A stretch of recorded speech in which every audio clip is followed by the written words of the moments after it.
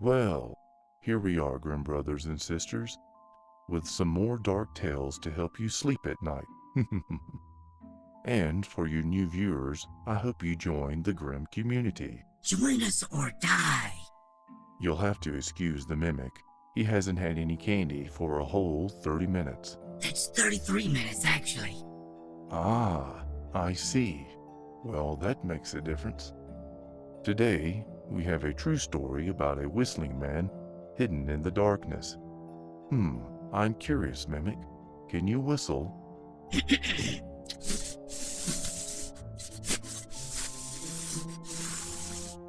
Interesting. I suppose you do have to have lips in order to whistle in the first place. Knock knock. Who's there? F you. I'd better quit while I'm ahead. We also have an interesting story in talking with the other side. So now it's time to dim the lights and enter the dark world known as the Grim Zone. When I was about 9 years old and my brother was 8, we had an experience that was hard to explain. It started when we were in bed. Now, we didn't sleep together, but we do have rooms across from each other, with a bathroom and a hallway separating us. Our house is 1 story, and both my brother and I have rooms that have a window that lead out to 2 separate porches, a front porch and a back porch. My window was located in the front, and my brother's was located in the back. Obviously, an ideal setup for an intruder that wanted easy access to a middle-class family. I mean, back then my brother and I were pretty expendable, so yeah. Anyway, we were in bed talking across the hall from each other while in bed. We had to lean out from our beds to see each other while we talked from my view. I could see him in the window that led to the back porch. The window had its blinds down, so I could not see what was outside of it, if there was anything.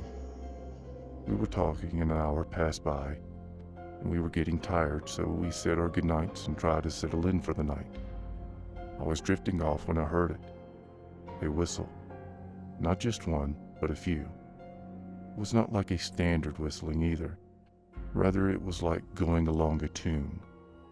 The only way I could describe it, its manner was sing-songy. The whistling was coming from my brother's room, so I assumed it was him. But why would he be whistling like some barber from the 1950s?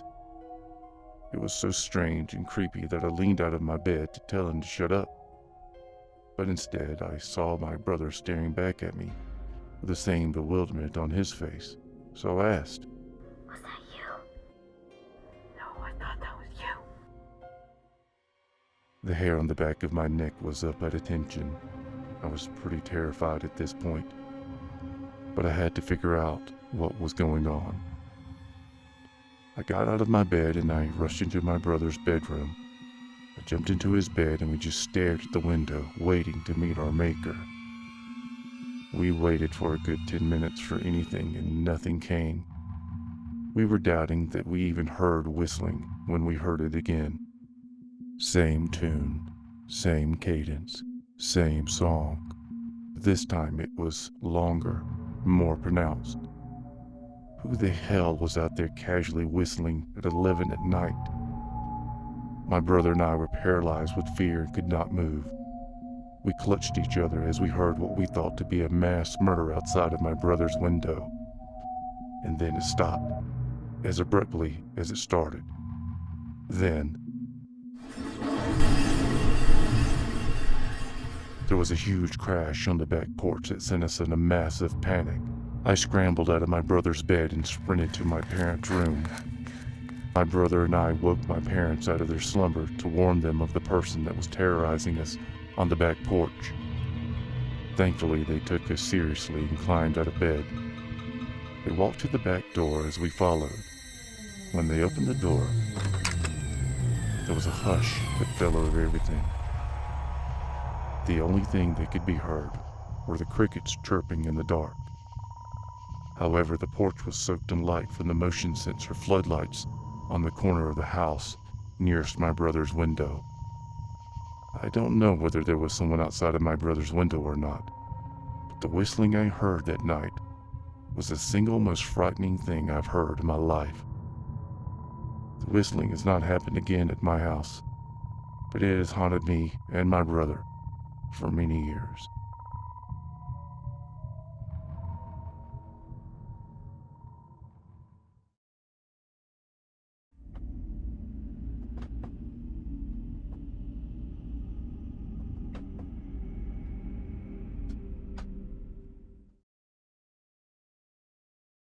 When I was 10 years old, my sister and I were playing with walkie-talkies. We were just messing around, switching to different stations and talking to each other. Most of them were static, and we could barely make out what the other was saying. We did this for a few hours and got bored. Our parents were both at work, so we weren't allowed to go anywhere or do anything. We ended up setting the walkie-talkies down and we played in our room.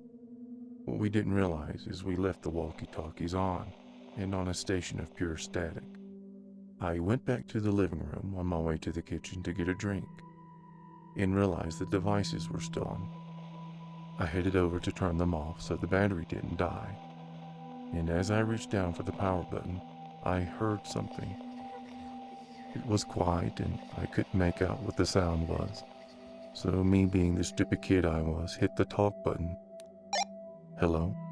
I then heard a voice on the other end and respond and said, Hello? Can you help me? I asked, who is this? And the voice said, My name is Evan. he sounded young. How old are you, Evan? I asked.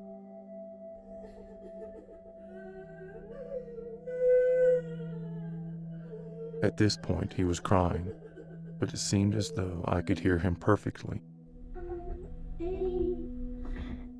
Why are you crying? I asked. I'm hurt pretty badly.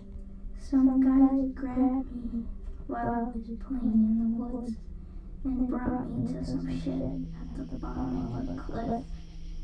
They cut me pretty badly. Please help me. By this time, my 6-year-old little sister had come out of the room and heard everything. She was crying, and I knew we had to help him. Where are you from? I asked. He said he was from Forsyth, Missouri. With that, my heart dropped. I lived on the only cliff near Forsyth because I was literally only 10 minutes away from there. He then said, I have to go now. They're back. and the station was static again. I went onto my back deck and looked down the cliff towards the bottom and could lightly make out a shed at the bottom of the cliff. I ran over to the house phone and called the police and told them everything I knew. They came to my house. By this time, my parents were home, worried as to why the cops were there.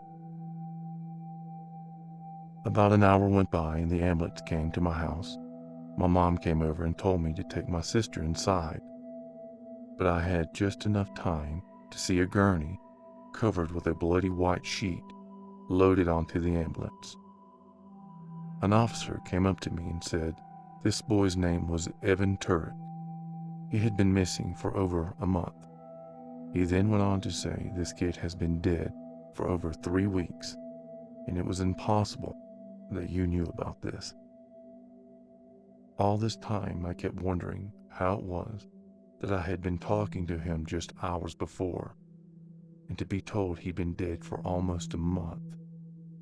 I'll never forget my conversation from the other side.